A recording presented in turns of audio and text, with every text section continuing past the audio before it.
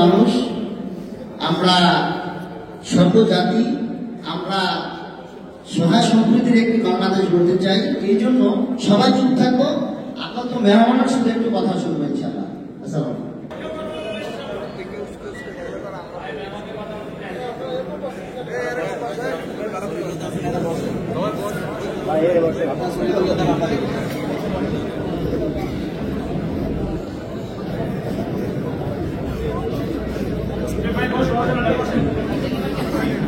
আসসালামু আলাইকুম ওয়া রাহমাতুল্লাহি ওয়া বারাকাতুহু। আমি প্রথমে আসলে ক্ষমা চাচ্ছি আপনাদের কাছে, আল্লাহ মাফ করুন। আমার এখানে এই মুহূর্তে কথা বলা উচিত হচ্ছে কিনা আমি বুঝতে পারছি না আসলে। তারপরও আমরা আমাদের জায়গা থেকে পুরো বাংলাদেশের প্রত্যেকটি জেলা এবং উপজেলায় যেতে চাই, কারণ আমরা আমাদের জায়গা থেকে একটা জিনিস মনে করি যে বিগত 16 বছরে তো অনেকেই একজন ফ্যাসিস্ট স্বৈরাচার শাসনের বিরুদ্ধে অনেকভাবে লড়াই করেছে, সংগ্রাম করেছে, কিন্তু এবার আল্লাহ আমাদেরকে উসিলা করে আমাদের ঐক্যবদ্ধ সংগ্রামের মধ্য দিয়ে একজন খুনিকে দেশ সেবা করেছে। তো আমাদের কাছে মনে হয় যে এটা আমাদের কাছে আল্লাহ প্রদত্ত একটা আমানত এখন রক্ষা করা আমাদের দায়িত্ব। এই জন্য আমাদের মনে হয় যে আমাদের প্রত্যেকটা জেলা এবং উপজেলায় গিয়ে মানুষের সাথে কথা বলা উচিত, মানুষের কথা শোনা উচিত, যেই কথাগুলো একজন বাহক হিসেবে পরবর্তীতে অন্তর্বর্তীকালীন সরকারে আমাদের যারা উপদেষ্টা রয়েছেন, আমাদের প্রতিনিধি, আমাদের সহযোদ্ধা, তাদেরকে আমরা এই কথাগুলো পৌঁছে দেব। এবং আমরা একটা জিনিস চাই যে এই যে এত বড় একটা অভ্যুত্থান হয়েছে, এই অভ্যুত্থানের একটা স্বীকৃতি থাকা উচিত। যারা এত রক্ত দিয়েছে, জীবন দিয়েছে, তাদের আমরা আমাদের এই ছোট্ট জীবনে আল্লাহ আমাদেরকে এমন একটা জায়গায় নিয়েছে যেটা হয়তো আমরা আমাদের সারা জীবনের কল্পনা তো চিন্তা করিনি যে আমরা এমন একটা জায়গায় যাব। এর চেয়ে বেশি প্রাপ্তির কিছু নেই। এখন আমাদের মাথায় শুধু একটা জিনিসই কাজ করে যে এই যে আমাদের এত বড় একটা আমানত, এটা যেন কোনো দিক থেকে বিন্দুমাত্র খেয়ালত না হয়। এবং আমরা শুধু একটা জিনিসই চিন্তা করি যে আমরা দেখছি চারপাশে প্রচন্ড রকম ষড়যন্ত্র, গুজব, প্রোপাগান্ডা এগুলো হচ্ছে, কিন্তু আমরা এটা বিশ্বাস করি যে পৃথিবীর সমস্ত শক্তি যদি আমাদেরকে পরাজিত করতে চায়, আর আল্লাহ যদি আমাদেরকে পরাজিত না করাতে চান, তাহলে কারো কোনো ক্ষমতা নেই আমাদেরকে পরাজিত করানো।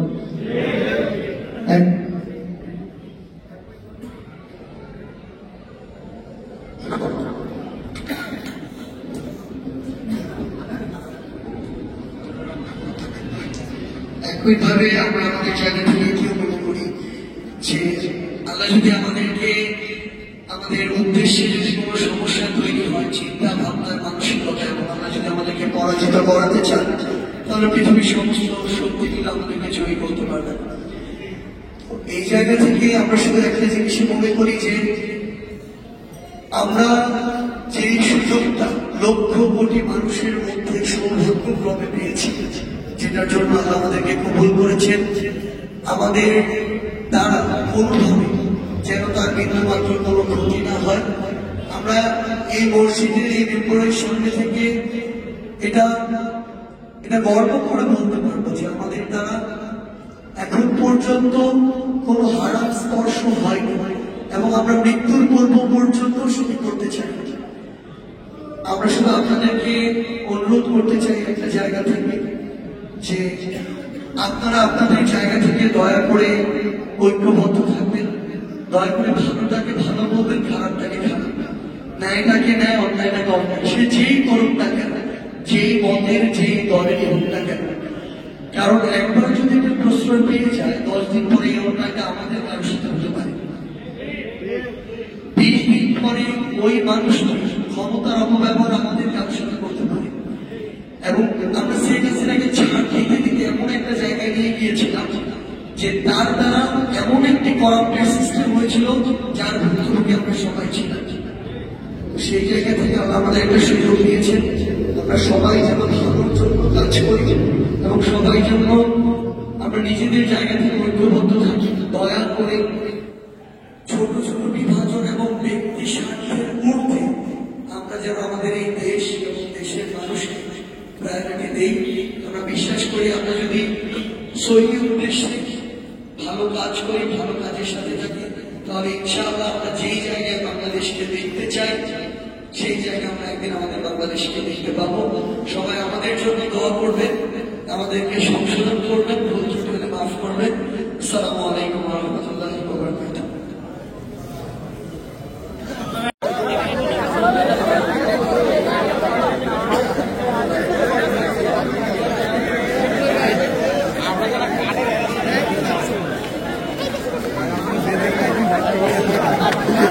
দেখা হবে ভাই, পাকিস্তান ওগুলো সবচেয়ে বেশি দেখি ইন্ডিয়ান নিয়ে অনেক ভিডিও করবে না, অ্যাকচুয়ালি ফল করার জন্য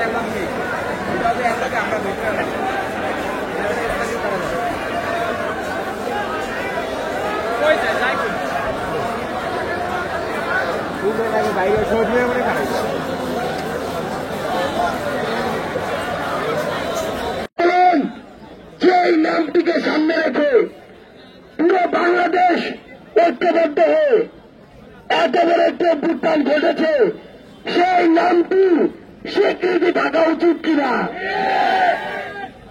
আপনারা যদি মনে করেন এই বিষয়গুলো ঘোষণাপত্রে থাকা উচিত, তাহলে আপনারা সবাই হ্যাঁ বলুন।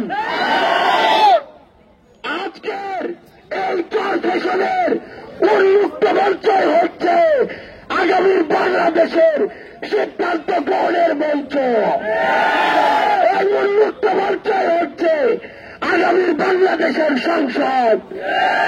আপনারা যদি মনে করেন এই যৌক্তিক দাবিগুলো ঘোষণাপত্রের মাধ্যমে ঘোষিত হওয়া উচিত, আপনারা সবাই হ্যাঁ বলুন।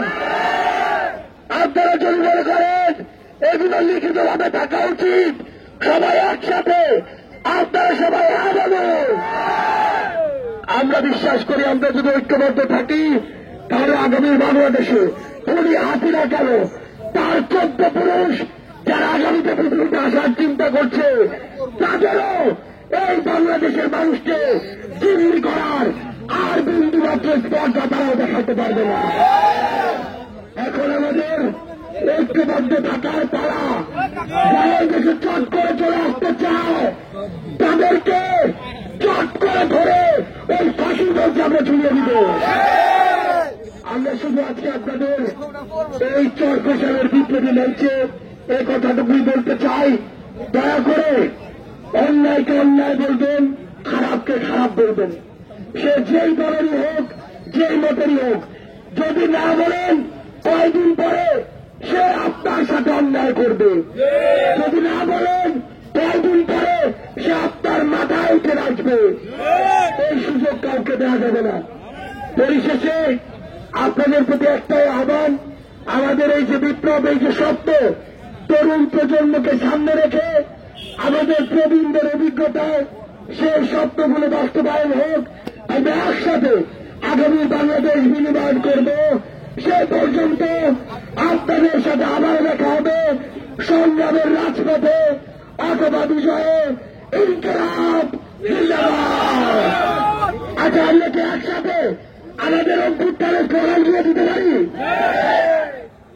আমরা কি একসাথে গলা মিলাতে পারবো? তাহলে একসাথে গলা মিলাতে হবে, হাতে তালি দিতে হবে। আজকের এই মঞ্চটাকে আমরা এখন একটা শাহবাগের ওই অভ্যুত্থানের মঞ্চ বানিয়ে ফেলবো। সবাই একসাথে গলা ফাটিয়ে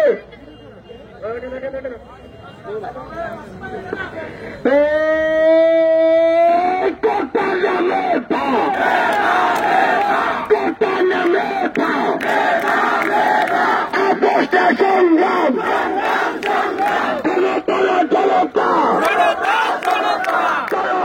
রাজপথ প্রিয়ক্ষিত রক্ত আলো দেব রক্ত রক্তর বন্যায় বেঁচে যাবে অন্যায় কটা না বেটা আপোষটা সংগ্রাম তারা লীলা রাজপথ তারা জনতা প্রিয়ক্ষিত রক্ত আলো দেব রক্ত রক্তর বন্যায় দেশে যাবে অন্যায় আমি চাই যুদ্ধ শেষ হয়নি যুদ্ধ আমি চাই যুদ্ধ শেষ হয়নি যুদ্ধ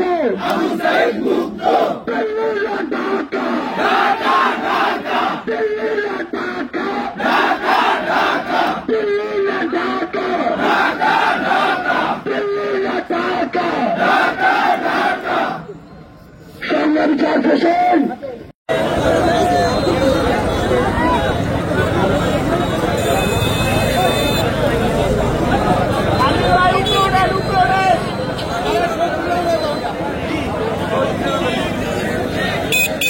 আচ্ছা আমরা একটু আশা করি কথা শুরু করা যাবে। সবচেয়ে বড় কথা হচ্ছে কি আমরা 50,000 লোক হই, কিন্তু যদি আমাদের কোনো ডিসিপ্লিন না থাকে, কমান্ড না থাকে, আমরা আসলে শূন্য। বরং তখন 50,000 লোক একটা বিশৃঙ্খলা ছাড়া কিছুই না। তো সেই জায়গা থেকে আমরা যতজন লোকই থাকি না কেন, আমরা যদি একটু শৃঙ্খল থাকি, সেটা আমাদের একটা শক্তি হবে। আমরা আজকে ভোলা জেলার চার স্টেশনে এসেছি। আমি আমার জীবনে প্রথমবার মতো এসেছি। তো আমার কাছে মনে হয়েছে যে এখানে বিপ্লবী ছাত্র জনতার যে স্পিরিট, যে ভিতরে যে দৃঢ় আকাঙ্ক্ষা, যে সাহস, এই সাহস দিয়ে প্রতি বছর 3 বার করে শেখ হাসিনাকে ভারতে পাঠানো যাবে। এখন আমাদের কাজ হচ্ছে আমাদের এই যে বিপ্লবী শক্তিটা, এই শক্তিটাকে সুশৃঙ্খল ভাবে ব্যবহার করা। আমরা আমাদের জায়গা থেকে সবাই শান্ত হন, সবাই শান্ত হন, সবাই শান্ত হন।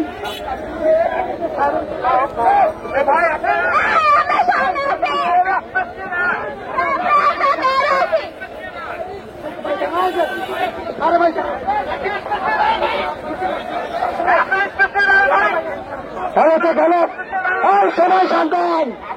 সম্মানিত অনুষ্ঠিত এখন আমার সামনে বক্তব্য রাখেন আমাদের প্রাণপ্রিয় অন্যতম লোক তাকি গরম ভাই। আরে ভাই এমন করেন কেন?